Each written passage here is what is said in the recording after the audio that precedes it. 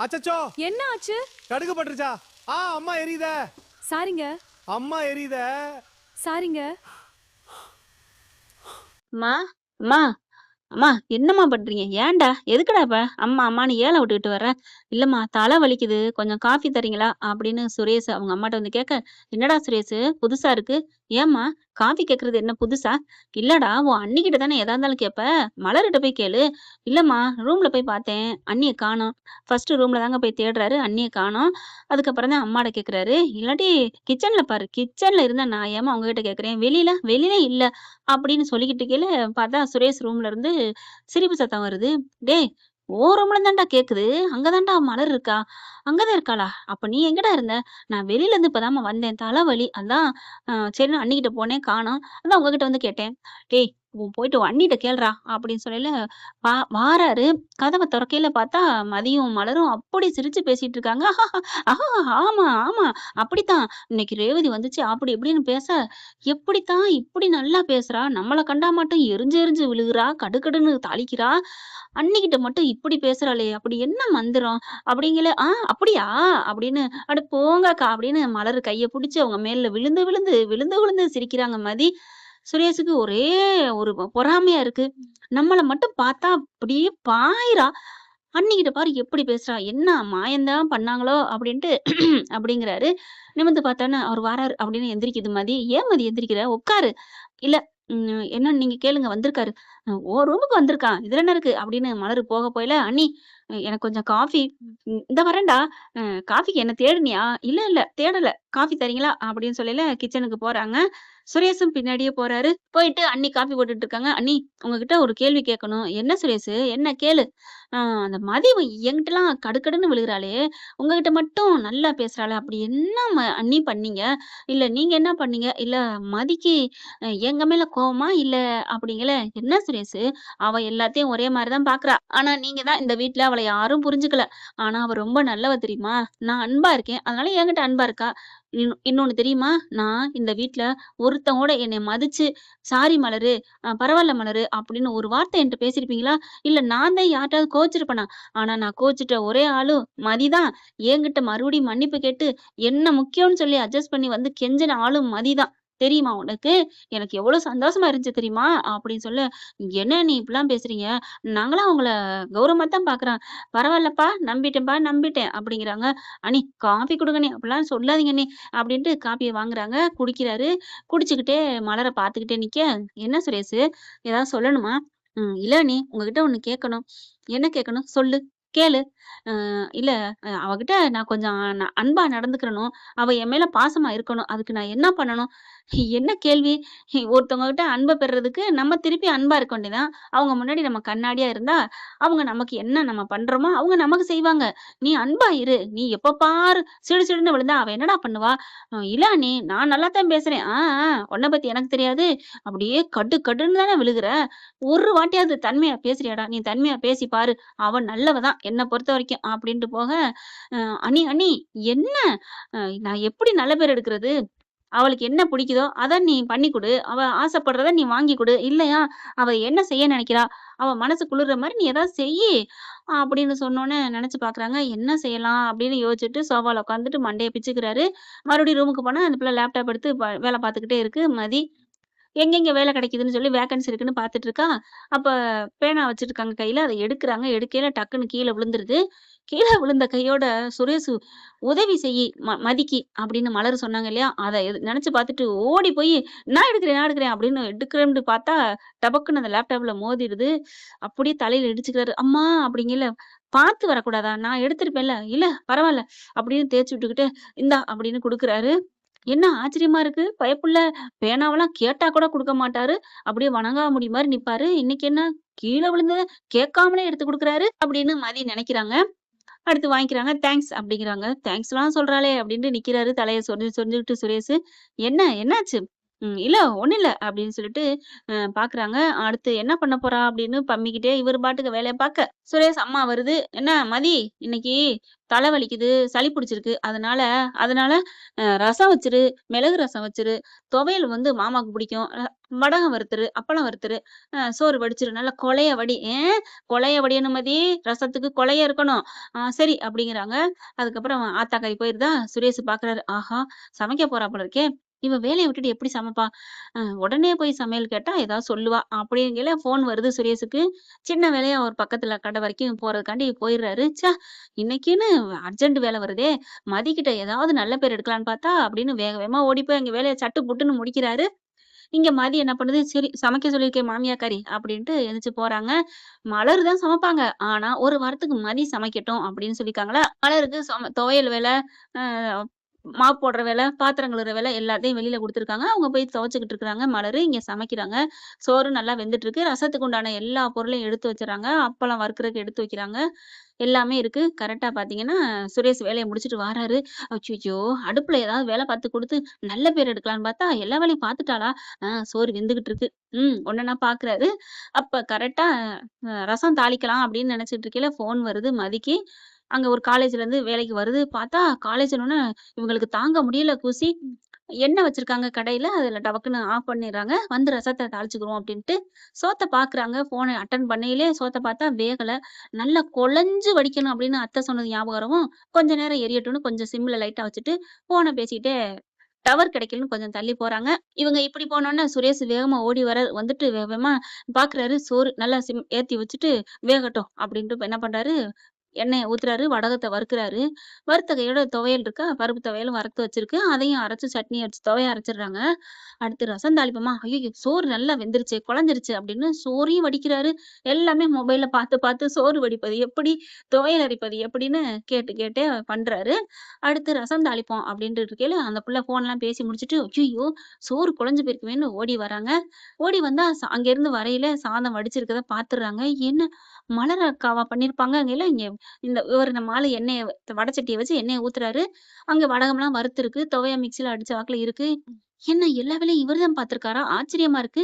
அப்டின்ட்டு கிட்டக்க வாராங்க. கிட்டக்க வரும்போது எண்ணெய ஊத்தி தாளிக்கிறதுக்கு பொருள் எல்லாம் மிளகு, சீரகம் எல்லாமே வறுத்து அரைச்சு வச்சிருக்காங்களா நுணுக்கி, பூண்டெல்லாம் அத போடுறாங்க. பார்த்தா ஒரு மிளகு பட்டுன்னு தெறிக்குது. தெறிச்ச கையோட இவரு கன்னத்துல கரெக்ட்டா கண்ணுக்கு கீழ பட்டுருதுங்க சுரேஷுக்கு. அம்மா! அப்டின்னு கத்திர்றாங்க. கத்துன கையோட இது பட்டோனே அவருக்கே தடுமாறிறாரு. சொம்பு கையில வச்சு இந்த பக்கட்டு இருக்கு, கரண்டி இருக்கு. தட்டி விட்டுட்டு அப்டியே கீழ விழுக போறாரு. டக்குன்னு ஓடி போய் நம்ம ஆளு தாங்கி பிடிச்சுர்றாங்க. "என்னாச்சு? என்னாச்சு?" அப்டின்ட்டு அப்புறமா அடுப்பு ஆஃப் பண்ணு, அடுப்பு ஆஃப் பண்ணுங்கிறாரு. அந்த இதுலயும் நிதானமா சொல்றாரு. ஆஃப் பண்ணிர்றாங்க. "ஏன் இதெல்லாம் இங்க எதுக்கு நீங்க வந்தீங்க? நான் பார்க்க மாட்டேனா?" "இல்ல மதி, நீ ஃபோன் வந்துட்டு போயிட்டியா?" அப்புறம் அம்மா வந்து கத்தும். இன்னும் கொஞ்ச நேரத்துல கத்திருவாங்க பாரேன். அப்புறம் "நீ ஏன்டி என்னடி பண்ண? ஃபோன் உனக்கு முக்கியமா? சமைச்சு வச்சுட்டுடி போகணும்." அப்படி இப்படின்னு கத்துவாங்க. "உனக்கு அர்ஜென்ட்ங்கிறனால தான் நீ போட்டுட்டு போயிருக்கேன்னு எனக்கு தெரிஞ்சுச்சு. அதான் உனக்கு சின்னதா ஹெல்ப் பண்ணலான்னு உண்மைய நான் சொல்லட்டுமா மதி?" அப்படிங்கிறாங்க. "என்ன?" அப்படிங்கிறாங்களா. "அ உண்மையிலே உன்கிட்ட நல்ல பேர் எடுக்கணுங்கிறதுக்காக தான் நான் இம்புட்டு வேலையும் செஞ்சேன் மதி. நீ எதுவும் என்ன தப்பா நினைக்காத." அப்படியே அவங்களுக்கு ஒரு சிரிப்பும் வருது. ரசிக்கிறாங்க மதி, சுரேஷ. அதுக்கப்புறம் ஏங்க இப்படிலாம் பண்ணாதேன்னு இல்ல. மனசுல பாசம், அன்பு இருந்தா போதும் தெரியுமா?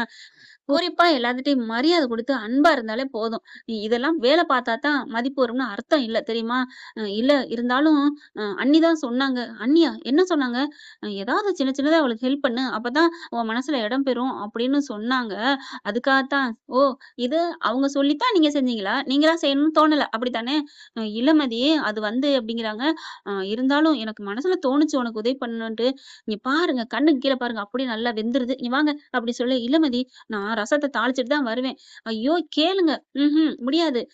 டக்குன்னு என்ன பண்றாங்க, ஃப்ரிட்ஜ்ல மாவு இருக்கு. அத எடுத்து வைக்கிறேன்னு சொல்லையில, "இரு, இரு" அப்படின்னு எண்ணெய அந்த கைய புடிச்சுக்கிட்டே என்ன பண்றாரு, வடச்சட்டிய வச்சு எண்ணெய் ஊத்தி, மிளகாய் போட்டு, மிளகு, சீரகம் எல்லாத்தையும் போட்டு நல்லா சுல்லுன்னு ஒரு மிளகு ரசம், புளிய கரைச்சு ஊத்தி இறக்கிர்றாங்க. அப்படி குடிச்சு பார்க்குறாரு உப்பெல்லாம் போட்டுட்டு. அப்பா! சூப்பரா இருக்கு அப்படின்னு கொத்தமல்லி தழைய தூவி விடுறாங்க. கருவேப்பிலைலாம் போட்டு ரசம், மிளகு ரசம் சூப்பர். இதான் அப்பாவுக்கு பிடிக்குதோ, நெஞ்சு சளி போகுதோ, நல்லா காரமா இருக்கே, சூப்பரா இருக்கு அப்படின்னு சொல்லிட்டு, இப்ப எனக்கு வச்சு விடு அப்படிங்கிறாங்க. ஏன் நான் சமைக்க மாட்டேனா? பரவால்ல, நான் செஞ்ச வேலைய கரெக்ட்டா செஞ்சுர்றேன். ஆனா இன்னொன்னு, நான் செஞ்சேன்னா நீ சொல்லிக்க வேணாம். நான் பொய் பேச மாட்டேனே, அது தெரியுது. யாரு சமைச்சான்னு கேட்டா, மலரணி வந்துட்டு மதின்னு சொல்லுவாங்க. அது கேட்க போறதில்ல. உன்னத்தானே சமைக்க சொன்னாங்க அம்மா.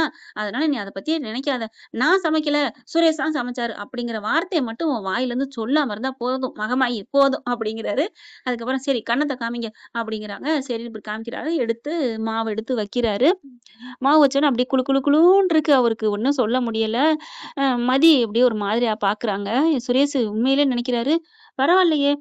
இவகிட்ட ஒரு அன்பா 2 வார்த்தை 2 நிமிஷம் பேசினோனே, இவ்ளோ மெல்ட் ஆயி நமக்கு இவ்ளோ பணிவிடை செய்றா. அப்ப அண்ணி சொன்ன மாரி அன்பா நடந்துக்கிட்டாலே போதும்ன்னு சொன்னாங்களே! அப்ப கரெக்ட் தான். இவள நம்ம ராட்சசின்னு நெனச்சோம். இவ்ளோ இரக்கமா இருக்கா! அப்படியே துடிக்கிறாங்க. பாருங்க கண்ணு எவ்வளோ வீங்கிருச்சு. தேவை அது. நான் பார்த்துருப்பேன்ல. அப்படின்னு சொல்லிட்டு பச்சை தண்ணி வைக்கிறாங்க, ஜில்லு தண்ணி வைக்கிறாங்க, மாவு எடுத்து வைக்கிறாங்க. அதுக்கப்புறம் இப்ப அத்தை கேட்க போறாங்க. என்ன சொல்லுவீங்க? பரவால்ல நான் எங்கேன்னு போறேன், ரவுடிங்கள பிடிக்க போறேன். அதுல காயம் பட்டுச்சுன்னு நான் சொல்லிக்குவேன். இப்ப பார்த்துருப்பாங்களே! அதெல்லாம் கைய வச்சு மறைச்சிருந்தேன் தெரியாதும்மான்னு நான் சொல்லிக்கிறேன். நீ ஏன் அத பத்தி பயப்படுற? நான் பேச மாட்டேனா? நம்பிக்கை இல்லையா? நம்பிக்கைலாம் இருக்கு. நீங்க நேத்தே பேசிட்டீங்க. அதுலயே எனக்கு நம்பிக்கை வந்துருச்சு. என்ன? என்ன நம்பிக்கை வந்துருச்சு? அது ஒண்ணும் இல்ல அப்படின்னு போகையில டக்குன்னு கைய பிடிச்சு இழுக்குறாரு. சொல்லிட்டு போ மதி. இல்லன்னா எனக்கு தல அப்படியே பாரம் தாங்காது. சொல்லு. இல்ல அ அத்தை சொல்லி சண்டை இழுத்தாங்கல்ல, அண்டடா எடுத்து துவைக்கலன்னு. அத அவங்கவங்க துவைச்சுக்கங்கன்னு சொல்லி சப்போர்ட்டிங்கா பேசுனது எனக்கு ரொம்ப பிடிச்சிருந்துச்சு. ஆ, அப்படின்னு வாய் வருது. ஆனா மறைச்சுடுறாரு. என்ன? ஏதோ சொல்ல வந்தீங்க? இளமதி, நான் பழைய சுரேஷா பேசறதுக்கு வந்துட்டேன். ஆனா அது வேணான்னு தப்பா இருந்துச்சு. புதிய சுரேஷா மாறுன சுரேஷா பேசலான்னா, அது செயற்கையா இருக்கும். அதான் நான் போறேன் அப்படின்னு போகும்போது, நில்லுங்க. என்ன நெனச்சீங்க? சொல்லுங்க. நான் எதா இருந்தாலும் ஏத்துக்கிறேன். வேணாப்பா, வேணவே வேணாம். அப்ப நீங்க மட்டும் என்கிட்ட இருந்து கேட்டீங்க. இப்ப நீங்க சொல்லியே தீரணும். என்ன நெனச்சீங்க? சொல்லுங்க. ஒண்ணும் இல்ல மதி, விட்ரு. வேணாம். பிரச்சனை வரும். அட சொல்லுங்க அப்படிங்கிறாங்க. அப்பதான் சுரேஷ் சொல்றாரு. "அ ஒண்ணும் இல்ல. அட சொல்லுங்க. நான் ஒண்ணும் நெனைக்கல. இல்ல மதி, நீ அப்படி சொன்ன கையோட ஓ! அப்போ அம்மாவ எதிர்த்து பேசி, உங்க முந்தானைய புடிச்சுக்கிட்டு, உங்க கால சுத்திட்டு வந்தா, நீங்க நல்லவங்கன்னு என்ன நம்புவீங்க. அப்படித்தானே?" "என்னது?" அப்படின்னு மதி மொறைக்க, "பாத்தியா, பாத்தியா, பாத்தியா? நான் சொல்லி முடிக்கங்காட்டி மொறைக்கிற. அதுக்கு தான் நான் சொல்ல மாட்டேன்னு." அது பழைய சுரேஷ் மதி. அப்ப சொல்ல நெனைக்கிறது. இப்ப நெனச்சது வேற. இப்ப என்ன நெனச்சீங்க? சொல்லுங்க. இப்ப நெனச்சது நான் நல்ல விதமா தான் நெனச்சிருக்கேன்." அப்படிங்கிறாங்க. "என்ன?" அப்படிங்கல. "ஏன் மதி, என்ன நம்ப மாட்டியா? ஒரு மனுஷன் கெட்டவனா இருந்தா கெட்டவனாவே இருப்பானா? எனக்கும் நல்லது கெட்டது தெரியும்ல. நான் இருக்கேன். அம்மாகிட்ட நான் பேசிக்கிருவேன். உனக்காக நான் இருக்கேன். நீ எதுவும் நெனைக்காத மதி." அப்படின்னு கைய அப்படியே ஷோல்டர பிடிச்சு கன்னத்த தொட்டு பேசுறாரு. தாடைய கையில வச்சாப்புல. இவங்க ஒரு நிமிஷம் அப்படியே ஆடி போறாங்க மதி. டக்குன்னு அப்புறம் விலகிக்கிறாங்க. அ இதுதான் சொல்ல நெனச்சீங்களா? ஆமா. அப்புறம் ஏன் அது வந்துச்சு? அது பழைய புத்தி வந்துருச்சு மதி. ஆனா அத சொல்லணும்னு வரல. நெனப்பு வந்துச்சு. ச்சே! இப்படிலாம் பேசாதடான்னு நானே என் மனசாட்சிய அடிச்சு தூங்க வச்சுட்டு, புது சுரேஷா நான் இத நெனச்சேன். அத சொல்ல வேண்டியது தானே! அதான் ஈகோ அப்படிங்கிறாங்க. அ எப்படியோப்பா! நல்லபடியா மாறிட்டீங்க. அதுவரைக்கும் சந்தோஷம் அப்படின்ட்டு போறாங்க. அடுத்து அம்மாகாரி வந்துடுறாங்க. சாப்பிட உட்கார போம்போது எல்லாத்தையும் எடுத்து வைக்கிறாங்க. சூப்பரா இருக்கே! ரசம் நல்லா வச்சிருக்கியே மதி. ஆ வேற லெவல் தான். பரவால்ல. கறி குழம்பு மாரி நல்லா இருக்கு. என்னது கறி குழம்பு மாரி நல்லா இருக்கா? இல்லடி, கறி குழம்பு தின்னா எப்படி டேஸ்ட்டுன்னு சொல்லுவோம். அந்த மாரி வச்சிருக்கா மதி. மலரு பரவால்ல. எனக்கு டவுட்டா இருக்குடி. ஏன்? இல்ல நீ எதுவும் வச்சு குடுத்தியா அவளுக்கு? சேச்சே அப்பலாம் இல்ல அப்படிங்கிறாங்க. அடுத்து அடுப்படிக்கு போயில சுரேஷ் சாப்ட்டு அங்க போறாங்க. அண்ணி எப்படி? என் கைவண்ணம். சுரேஷு நீயா சமைச்ச? ஆமா. உங்க தங்கச்சி சொல்லலையா? இல்லையே! அவள இன்னும் நான் பார்க்கவே இல்ல அப்படிங்கிறாங்க. அடுத்து ஒரு சுரேஷ் அங்கிட்டு போக மதி வருது. என்ன மதி? உன் வீட்டுக்காரரு சமையல்லாம் செஞ்சு குடுத்துருப்பாரு போல இருக்கு. ஆமாங்க. ஆச்சரியமா இருக்கு. நான் தான் சொன்னேன்ல, அவன் நல்லவன் மனசு மாறிருவான்னு. ஆமாமா. நல்லவரு தான் கன்னத்துல பதம் பார்த்தாரு. சரி உடு, உடு. அடிக்கிற கை தான் அணைக்கும் அப்படின்னு சொல்லிட்டு ஒரு தேத்துறாங்க. ஆனாலும் நீங்க நீங்க சொல்லிக் குடுத்தா எல்லாம் பண்ணியிருக்காரு. தெரியுமா உங்களுக்கு? என்னமோ நல்லவருங்கிறீங்க. ஏய்! யார் சொல்லிக் குடுத்தா என்ன மதி? அவன் திருந்திட்டான்ல. அப்படிலாம் இல்ல. நீங்க சொன்னதுக்காண்டி எனக்கு ஏதாவது வேலை பார்க்கணும்னு பார்க்குறாங்க. சரி வா, உன் பாயிண்ட்டுக்கே வரேன். நான் சொன்னதுக்காக பார்க்கணும்னு எதுக்காக பார்க்குறான்? அதுக்கு வா. என்ட்ட நல்ல பேர் எடுக்கத்தான். அப்புறம் என்ன? நான் சொல்லிக் குடுத்து செஞ்சா என்ன? அவனா செஞ்சா என்ன? ஆக மொத்தம் உனக்கிட்ட இருந்து நல்ல பேர் எடுக்கணும். அது நெனப்பு இருக்குல்ல. அத பாரு மதி. நீ ஏன் இப்படி பேசுற? இல்ல. ஆமால்ல. என்ன நோமால்ல? அடி போடி! அங்க பாரு எல்லா பாத்திரத்தையும் எடுத்து வச்சுட்டு இருக்கான் பாரு. ஆமால்ல. மதி பரவால்ல. போற போக்க பார்த்தா பாக்கியராஜே தூக்கி சாப்ட்டுருவான் போல இருக்கே! கண்டிப்பா, கண்டிப்பா அப்படின்னு சொல்லிட்டு மதி நினைக்க, எனக்கு ரொம்ப சந்தோஷமா இருக்கு மதி. சுரேஷு பாக்கியராஜ விட நல்லா உன் மேல பாசமா இருந்தா, அத விட எனக்கு என்ன இந்த உலகத்திலே நான் தான் அதிகமா சந்தோஷப்படுற ஆளு அப்படிங்கிறாங்க. 2 பேரும் அப்படியே கட்டி புடிச்சுக்கிறாங்க. அப்படின்னு சுரேஷ் வர, "என்னடா?" அப்படிங்கிறாங்க. சரி தள்ளிக்கங்க. நீங்களே இப்படி நின்னுகிட்டு இருந்தா என்ன அர்த்தம்?" அடப்பாவி! அப்படின்ட்டு பாக்குறாங்க.